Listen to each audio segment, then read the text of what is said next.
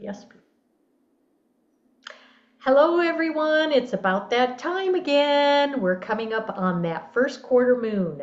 So, I'm Julie Sherwood, Your Best Hopes Wellness Coaching, yourbesthopeswc.com, where you can find out all about the different things I do in 13 sign constellational astrology, root cause therapy, and solution focused coaching work. And I kind of blend it all together to help you find your path. And my co hostess, Is what say? Maria Schumacher, also known as Vian of Venus-13.com. I am a 13 sign constellational astrologer. Also, I am a practicing witch for over 30 years, and my website, Venus-13.com, outlines more of my esoteric work. I write a daily astro blog on Facebook on the Radical Astrology page and the Cosmic Reflections page. And I have a little Patreon tip jar for people who want to tip my efforts.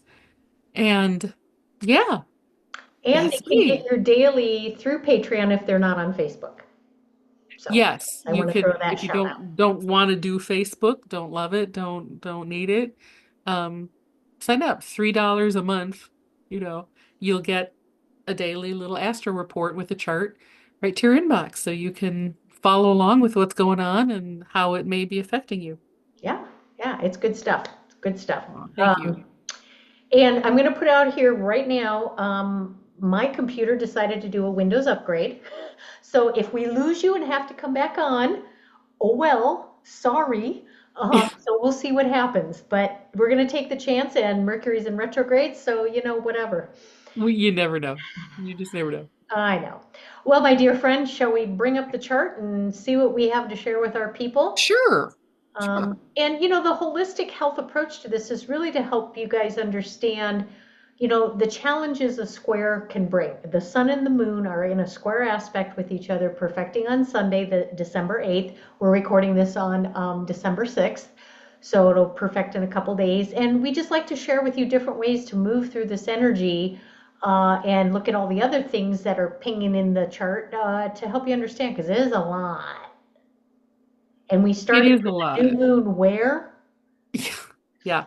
So for first of all, I just I just want to caveat for our listeners that at least this one of the two of us is just a little raw today. I mean, we could all did the conversations that we were having together before this are just in case you thought that we were perfect and had it all together. It's just like, no, we completely don't. We've just spent the last half hour kind of putting each other back together enough so that we can go on and make sense to people without falling apart. Yep. But really, I personally have been having a really rough couple of days emotionally. Hmm. And so, yeah, and I sit here and write astrology and give advice and all of that, and I'm deep in my own shit sometimes too, and this is kind of one of those days. So I think y'all deserve to see that, and maybe you're in the same place and you're not alone. No, no. And what's really interesting, what dawned on me about that? The sun is in a fucus. We're shining the light on the healing aspect of being human. We're shining the light and bringing energy into the fact that we all got stuff. And if the holistic approach is to just reach out and talk to somebody and just share, hey, today's journey was, yeah, you talked to me about all that positivity and high vibration crap. Screw you. Today I feel like I just need to, Right? or I need to Right? cry, or I need to just say the world sucks. And that's Yeah. okay. And that's That's it. okay. Don't please don't and I do this and I think it's a mistake. Just feel like you have to be feeling grateful and happy at all times. Maybe that's your goal. Maybe that's, I realize in my head that that's a good antidote for the way I'm feeling. So, but you also have to be real about it. Can I completely love and accept myself even though I feel this way? You know what? At this moment, I can't. I Yeah, can't. yeah. I do not completely love and accept myself right now. Hmm. Not not to the point where I would want this to continue for the rest of my life. And I think that there's a real healing in the honesty of that moment. Yes. At Yes. some point later, we might be able to, pull out, get a little bit higher view and go, okay, yes, I do love and accept the fact that I have these moods sometimes. Mhm. I love and accept the fact that sometimes I don't love and accept myself. Well, and you know what? Mars retrograde in Cancer. Yeah. That kind of plays into some of this. It's like, we're reflecting retrograde on our individual self, and there's a little bit of ego there. Mars is all about ego too, about the feels, Cancer, Yes. and it's like, it's okay. It's okay. And sometimes it's not okay, and that's okay. So, Yeah. Yes. And sometimes it's not okay. And that is okay too. Like, yeah. Oh, yeah. that can create an Yeah, interesting. no, I don't want to feel this way. It is not okay that I feel this way. I don't accept that I feel this way. All right. Yeah.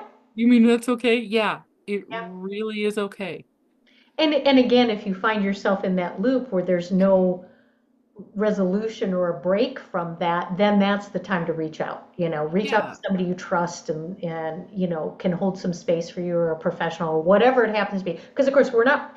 I am professional in some ways, but not for the auspices of this recording. But Mhm. it's really important to take that moment and recognize. And some of it, our charts are energetic potentials. So I never want to say, okay, because you have this in a chart, then you're in that box, right? But what do you have? You have that moon, Neptune, and Libra. So that plays into some of these cycles you go through as an energetic potential. And that's where you go, oh, well, crap. All right. That makes sense. That kind of makes a lot of sense. So I'm not going to beat myself up for it now because that's kind of part of who I am. I'm just gonna write it. Yeah. Yeah. And that's if I can get to a point where I can say, all right, look, I don't like it, but I'm just gonna write it. Yeah. Just just for a minute. Yeah. Because because there are honest to God moments for me, and I don't know if it's like this for any of you, when it just doesn't feel real to be other. Like, Right. look, it doesn't feel genuine. It doesn't feel authentic to be joyful right now. Yeah. I can't manage it. Yeah. You know, I've got dark side emotions that need to express. Hmm. Damn it. You know, so I, you know, I don't know if eventually enlightenment is going to move us beyond those sort of emotions altogether. I don't know. I don't know if, in the fifth dimension, we never do feel the dark feels like we do now. Or maybe we just move through them. Maybe humans are meant to move through them. Maybe it's just that the swing between happy and sad is wilder. Yeah. Yeah. And that's part of that human experience that we've talked about before, the duality process. Like you can't know gratitude and joy if you haven't felt sorrow and grief. There has to be a measurability, otherwise it's all just it just, you know. Yes. Yeah, exactly. It's the great unknown. It's Although, if that mother ship shows up in my backyard, I'm hopping aboard so long as they are benevolent, loving light creatures, right? So, just putting it out there. just putting it out there. Just Yeah. putting it out there. Hello Pleiades. I'll go to Lyra. I got some fam there. It's okay. It's okay. Something. I could escape. I could Yeah. go home. Yeah. Yeah. So just, the whole point of this, not to talk about ourselves too much, but just being to condole, I suppose. Like, look, if you're in a place where you are not okay with you, that we feel you, Yeah. Yeah. right? It totally happens. It happens to, I think, the most enlightened of us sometimes. I think that maybe it's part of being in a body, maybe it's not, but if you're having a human I don't like life moment, Hmm. you're not alone.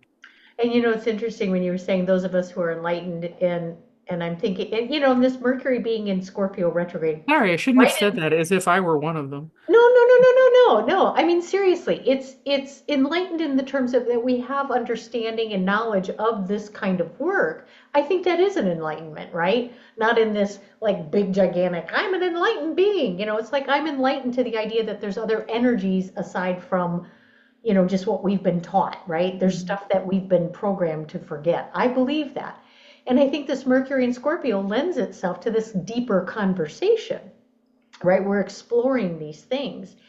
And interestingly, I was having this conversation with some of the root cause therapy group people I work with, and it's like, it's sort of like the imposter syndrome stuff.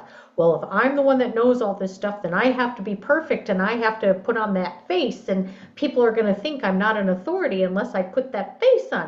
And it's like, no, wait a minute. If you allow yourself to be human and show that vulnerability, we just had a new moon in Scorpio, vulnerability and trust, then people can connect with you more because they realize, hey, wait a minute, she's going through it too, or she has gone through it too. She can understand and relate to me. She's not this, you know, enlightened being who expresses herself in a way that I know everything and you're broken. You know, no, Mhm. no. And I think this square plays right in this first quarter moon plays right into this because Oh, nice segue. Did y'all catch that segue? Nice segue. it just dawned Yeah. on me. What can I say? But that emotional moon in Aquarius, right? What is the collective emotion going through right now?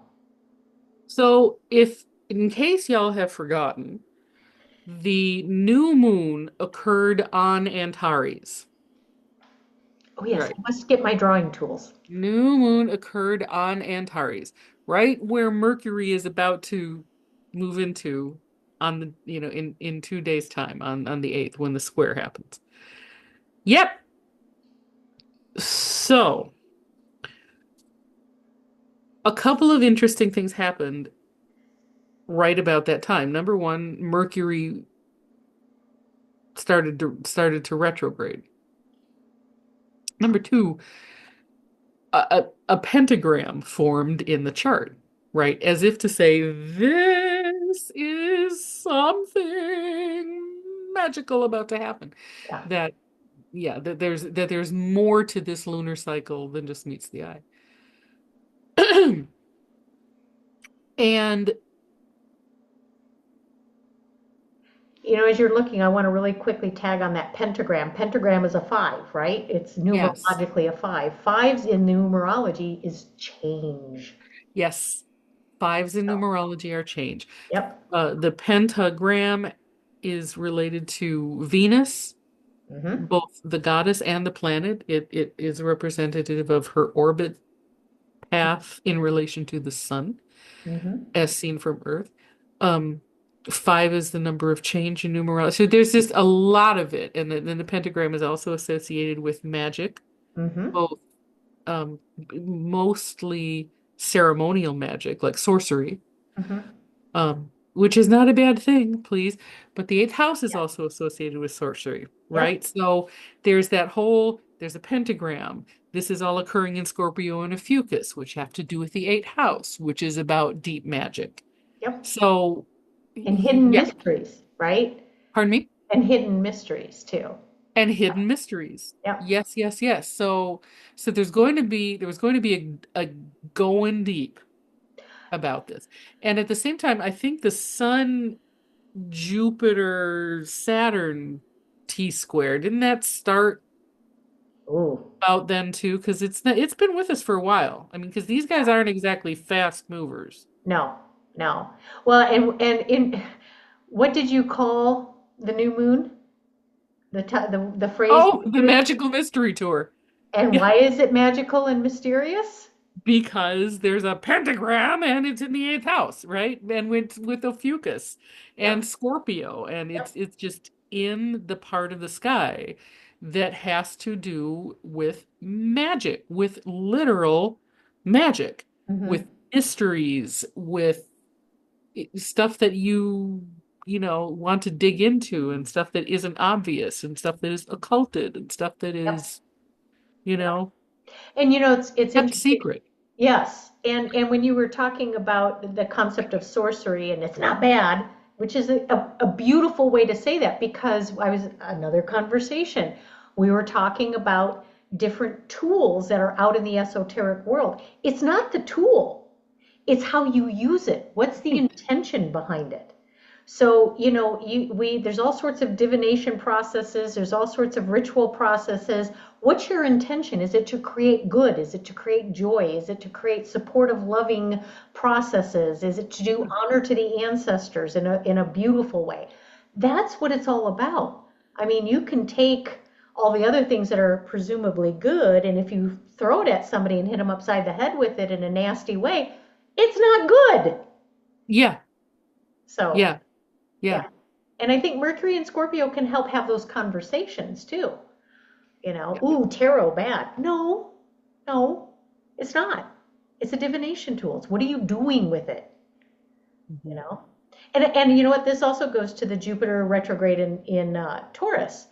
What do you value in some of these things for yourself? How do you expand into being enlightened, sun in a fucus, on ways that you can heal that are of value to you. You can use other tools that we've been taught to not look at anymore because our ancestors used it. That's Thank you, Julie. And there's another aspect of this whole new moon cycle Mm-hmm. because Mercury is staying right there. I mean, Mercury and the sun are staying right in that new moon cycle place, and it has to do with reprogramming. Mercury retrograde. We have a huge opportunity to literally reprogram ourselves. I think that was part of the signal of the pentagram. Mm-hmm. It's like you are the magician.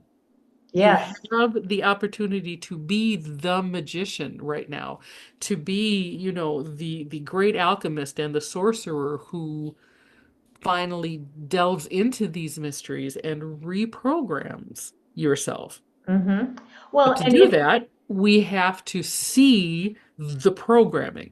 We have to see where we're programming. And where we have to see what our programming is. right. And so and I think personally, and that's why I didn't want to shrink away from my feels right now. I didn't want to come on here in a state of, okay, everything's great and fine. No, everything is neither great nor fine, and it is on purpose, and it is so that we are kind of hit in the face with our programming. Mm-hmm. Mm-hmm. Yeah. And- Yeah. When we're going along and everything is just hunky dory, there's no growth in that either. And I don't. Sometimes when I hear that, I'm like, screw you. I'm in pain, I'm in agony, and I don't need the growth right now. Yeah. But there is validity in that statement as long as you're not throwing at somebody to dismiss the pain and suffering that they're going through in that moment of time, Yeah. right? It's like, okay, once you're kind of over that bump of that angst, then you can look back and go, okay, I really needed that because it prompted me to do something. It forced me into a situation that maybe I was not looking at very clearly, you Mhm. know. And that's important too. I think, yeah. Um, but the other thing is, as I think what's playing into a lot of this friction energy is we were talking about, oh my God, there's so much stuff going on. Okay, so shall we synopsize what we talked about? Mercury just went retrograde. Yep. I think it was November 26th. Yep. And Saturn went station direct. Uh, Yep. I can't remember the exact date, but somewhere in this range. Was it like this? Was it the 6th? I think it was right around the new moon. Yeah. I think it was like the Yeah, day yeah. after. And then, we've got Mars just went retrograde, and his retrograde is one of the bigger impacts because the other ones that are more frequent in the outer planets are more of a collective effect, right? So we're kind of like, okay, yeah, they're going to go retrograde again. It's retrograde for 5 months, okay, whatever. And Mercury goes 3 times a year, so we're all kind of like involved with Yeah, you can't swing a dead cat, but Mercury is that. retro, I know. right? But Mars only Dude, goes every 2 to 3 years, and he's a yeah. fast moving planet. So each of us feels that sucker when he goes retrograde. Yep. You And know, he's doing it in Cancer, in the feels part of the chart. So, Yep. So yeah. And you're going to physically feel it Yeah. because Mars is all about the physical body, the individual's physical body. So your physical structure. So when you feel that emotion or that angst or whatever it is you got going on, it might be a gut punch. It might be you're tired. It might be you want to throw something, to really physically embody that emotion. But the key is, like you were saying earlier, Maria, we don't want to stuff it down and say, oh, I should just be grateful. You got to express it. Yeah. You've got to, there's a, if it helps to think of it this way, there's a deeper, bigger magic at work, and it's working through you and it's expressing through you. And if that's enough for you to hang on to, if that's enough for you to, keep staying alive for, Mhm. that there's no way out but through. There's Right. no way out but through.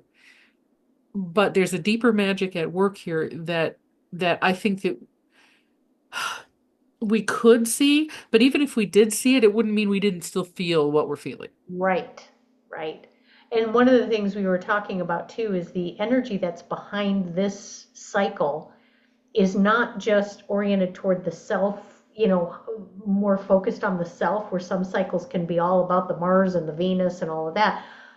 This one has got a nice marry between the individual going through what we each need to go through so that we can bring to the collective that newly formed me, right? Because it's kind of a newly formed me in some ways, depending on, what you got going on and how it's hitting your personal chart.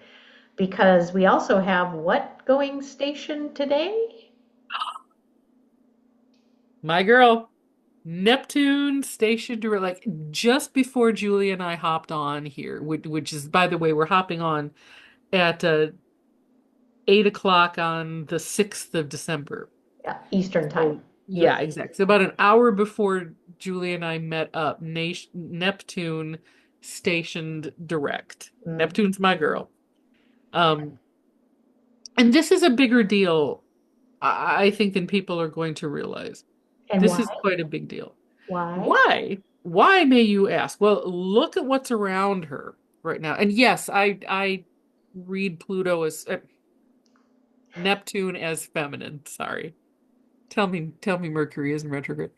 Um, I read Neptune as I heart feminine. you. I love you do. I've got Saturn over here on the approach and the North Node over here on the approach. So next year, and I want to prepare you for all of this while the moon is kind of in between it all, right? Because moon is highlighting what's about to happen. As she's square to the sun right now, moon is highlighting what's about to happen. And that is that these bodies are going to conjoin Neptune. And if there's one thing that we can say about Neptune, is that Neptune destabilizes. Neptune almost never has a stabilizing effect. It always dissolves. It's always dissolution. It's always fuzzing. Now, again, that's not necessarily bad Right. because sometimes, oftentimes, we're so rigid. And when you want to deprogram, Neptune is exactly who you need. Yep. Yep. Neptune is exactly what you need to help you to deprogram because it can dissolve that old programming and lead and show you the illusory nature of what you've been holding on to. The problem is that it shows you the illusory nature of what you've been. However, I think there's going to be support in the home stars of Pisces. There's a surrender to it all. There Right? is. It's a surrender to the divine energy of however you ascribe to that God, spirit, source, universe, whatever word fits you, or Yes. energy fits you. There's a surrender to that because it's out of your hands. Yes. It's out of your hands. It is It's not yours to very much. control.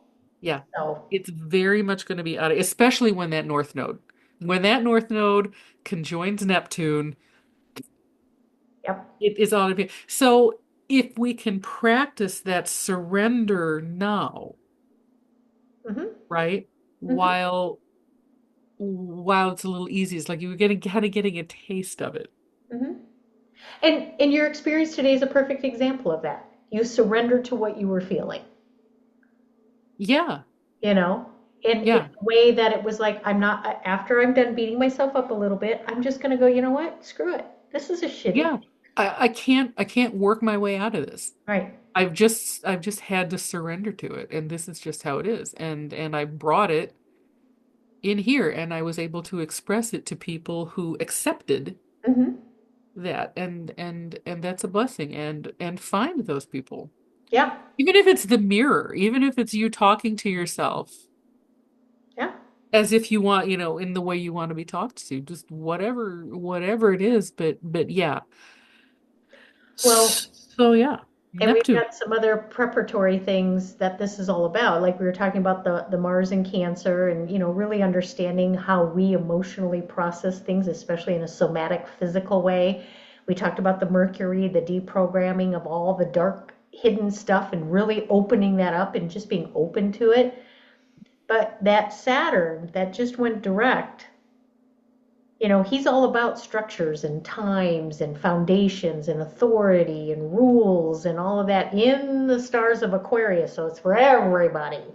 And we have to really bring the self that has done this process and is continuing to allow things to dissolve, the mirrors and the shades and the all the barriers to the things that we knew in our ancient history, to open back up to that, because we're getting ready as Pluto gets ready to go into Capricorn in December. We have to be ready to build that new structure. We have to. And how do we create that relationship with Saturn in a new way in Aquarius as the individual who's ready to come to the table with Mhm. others? As everything else is getting torn down, right? So there's like a a tearing down, a dissolving, and a re a beginning to rebuild at the same time. And who's coming in opposition to each other? 4 degrees approaching. We got Ms. Venus and Mr. Mars. Mhm. So it's a balancing of that divine feminine, divine masculine in a way that is in balance. Not this, not this. Mhm. In balance. And it's interesting that Mars is retrograding, the masculine Mars energy is retrograding in the feminine Cancer stars, whereas Venus, the feminine energy, is ingressing into Capricorn, the very masculine stars. Yep. So Yep. it's a great way to look at how do we make this all come together. Mhm. So Mhm. yeah, I think this is And this I, is I I think it's also a great time to acknowledge, we'll just say, you know, we one of the things that I've been thought experimenting with, is just this finding myself angry at the idea of how much the divine feminine has been forced into the woman's body, right?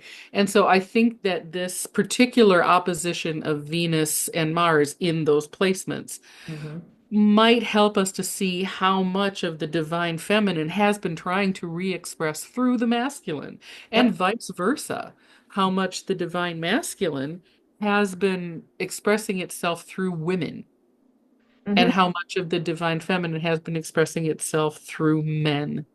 Mhm. We can see that. Don't expect every man with a penis walking on this earth to be an expression of the divine masculine any more than you expect a woman with a womb to only be expressing divine feminine. Right. And It's and holding not. space for both, right? You may be more Yes. strongly divine feminine as a person in your energy because that's Mhm. how you carry your energy, but that doesn't mean that it's less so than the person who carries the energy of divine masculine, right? And you can Right. create this beautiful symbiosis if you connect with the people that balance you. And if you allow that opposition within yourselves, if you allow that, okay, I am a woman, and I also tend to run a more straight line masculine energy. If Right. if I can learn the difference between gender, male and female, and divine masculine and feminine, then I'm onto something. then I open myself up to a little fuller expression. Well, and there's times where you may shift, in certain circumstances within yourself. Like some days you might really embody the divine masculine in a certain situation where you take that confident, assertive approach because it's the thing that you need to do in that moment. Mhm. Whereas other times it might be the nurturing, feminine, more receptive Yeah, whereas other times energy. you got to go circular and gather everybody together and get into the feels of it. Yeah, Yes. Yeah, exactly. I Exactly. yeah, and understanding that the vectors are different, right? Like the divine masculine energy goes this way, the divine feminine energy affects it by coming at an opposite vector, not by being in opposition. Right. Right. You Right. see? Well, and there's a dynamic tension when there's an opposition in the sense that if they're not in balance, they collapse. So it Yep. doesn't have to be the dynamic tension doesn't have to be in an opposing kind of way, in a assertive way, right? It can be Yes. an opposing dynamic tension, sort of like a seesaw. Kind of If like, one yeah. side is heavier than the other, then there's no balance. So it's that same, and we're being asked as individuals to examine that Mercury and Scorpio and to understand and learn about it so that we can bring our own expression of that to the table with each other, you know. So I don't know. I really think that a lot of this shifting of directs and retrogrades and, it's creating a little bit of unease and angst and all of that, but it's like, hey, slow down. It's okay. It's okay. Today you can feel like crap. It's okay. You know. And the question that has constantly been asked, right, from the moment of this new moon, from the very moment that the moon went new, even before that, like even back at the last full moon, really was okay, then how do you make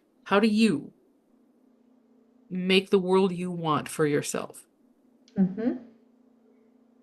Mm-hmm. Because if you How how do and you do that? When everything that you were leaning on, when everything that you were taught you had to rely on to make the world for you is no longer there. yes, hello Pluto. Hello, Pluto. Yes, exactly. And that's the question. It's a huge ordeal. I mean, it's a huge ordeal. Think of how scary it is. It all sounds great. Like, yes, we're getting taught how we can create the world for ourselves. Exactly. And we're being taught that there's nothing that we can count on anymore. Yeah. So we have to create that world for ourselves. Yep. That can be a scary place to be. And I think the Uranus retrograde in Taurus helps us with that right now because it's asking us to re-examine our own authenticity from a place of where we value ourselves, right? Mhm. And I love the metaphor. I use it over and over again. I believe that we each come into this world with tuned to a note, and we are asked to sing that note in the expression of our lives. And if we don't sing that authentic note, then we're in disharmony. And if we can all sing our authentic note, then we have a beautiful symphony. And I just, that metaphor sticks with me constantly because oftentimes we're told what to tune to. Mhm. Oh, you have to, you have to. And it's like, yeah, but I don't want to. All right, I guess I will because that's And what's, then if we're and then yeah, if we're over programmed, we tend to be like looking for, all right, now what should I do? Now what should I yeah. do? Now what should I do? Now who do I look to tell me what to do? Now who do I, tune into to program my head? Hmm. There's a lot of going within right now. Yeah. And I think that Neptune stationing will help.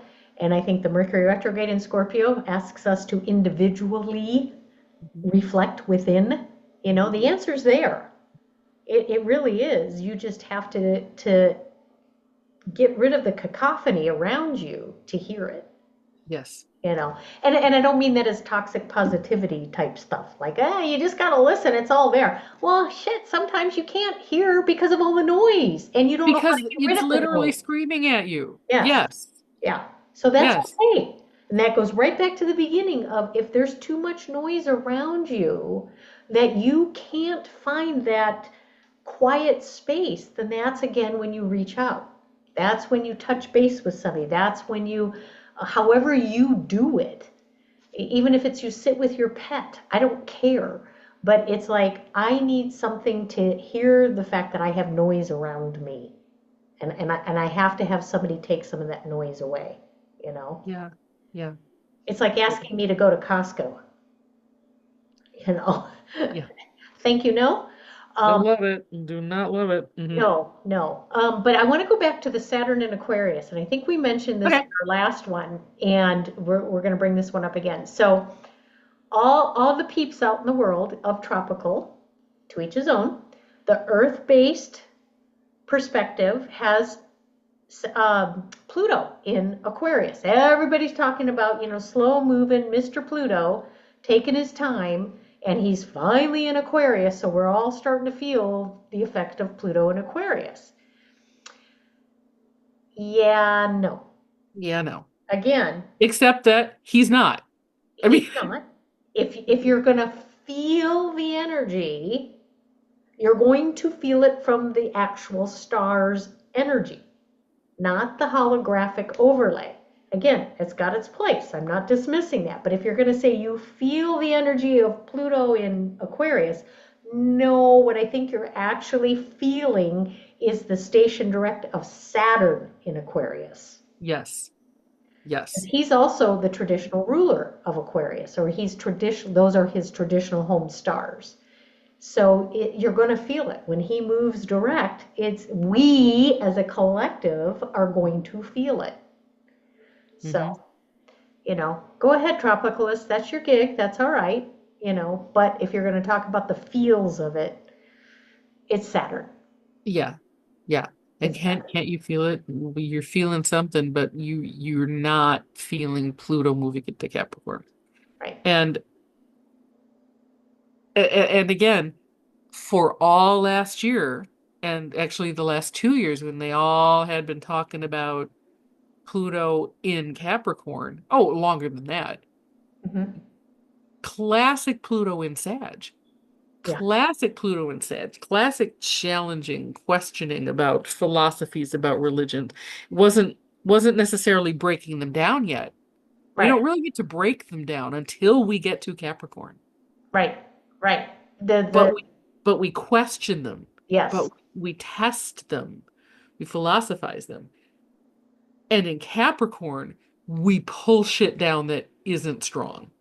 Well, and think about the fact that he went retrograde where he is. It's, Yeah, it's like, you spend all this time in Sag questioning what's the greater truth, the natural law, blah, blah, blah, blah, blah. And it's like, I'm going to dip my toe in Capricorn and get you ready. Oh, wait, JK, I'm going to back up a little bit in Sag because you ain't done yet. yeah. You think you figured it out, you silly little human? But, Nope. but no. But Um, no. yeah, Let's look again. yeah, Let's look again. yeah. And then And yeah. it'll be interesting to see what happens when Uncle Dave goes forward over Algol again. But, we'll leave that for another discussion. Yep, he's got one more pass. He likes him some bad girl. I tell you, he this. I wish they would just come out with it. Like we all know they're having a thing. Just Yeah. come on, go Well, and public. that's where my natal moon is too. So I'm 5 degrees Taurus. So it's like, Yeah, oh, please, do we have to? Do we have to? yeah. But the other cool thing is right now, for those of you that have a clear view of a night sky, just 2 nights ago, Venus and the moon were conjunct, and Venus is a beautiful evening Oh, it was star now. And gorgeous. you can Yeah, and you can see Jupiter too. And where I'm at, you can see Jupiter right around the Orion's belt. And so yeah, it's really cool because you get the two different parts of the sky. So yep. That's some. There's some good night sky watching if you have a clear sky. You yeah. can see Venus and Saturn, and keep in mind that right now, if you see Venus, she is occulting Pluto. Yes. Like she has passed right in front of him, literally. So it's an actual occultation, not just a conjunction. Yeah, So that's cool. yeah, that's pretty nifty. So, Just, well, any other words of insight or other than this lunar cycle started with a real bang. psh, magical mystery And tour?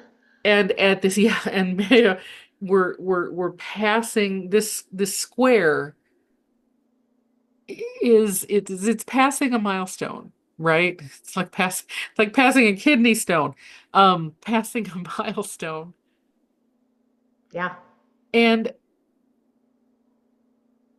I want to say that it's going to get easier from here, but frankly, what I think is it's going to get a little weirder Well, from here. intensity builds to the full moon, right? Yes. And then after the full moon, then you start coming out of the backside of it. So I think the next 10 days or so we'll see some pump up of energy, but just Mhm. ride it, be with it, reach out and touch someone Yep. if you have to. Because that full moon is going to be when the sun is on the galactic center.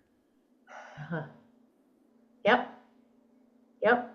So It's yeah. it's going to be it has the energetic potential to be pretty intense. So, and honestly, if I'm going to do the shameless plug, if you want to know how it's hitting you up, you got two people sitting right here that can talk to you about it. So just reach out to us, Oh, we send have us a been. message through our websites or through, if you're on Radical Astrology or Cosmic Reflections, you can always pop us something through there. Mhm. Yeah, it's interesting. Our websites, which are YourBestHopesWC.com and, venus-13.com. all right. Well, we will call that good. And for those of you, well, everybody will see this on replay because we are doing it on a pre-record. So, Yeah, we couldn't face live. No, I just couldn't do yeah, yeah, maybe for the third quarter moon, we'll consider that. it. So, Yeah, no anyhow, live this all right, go ye forth, our cosmic friends, and we'll see you in cyberspace.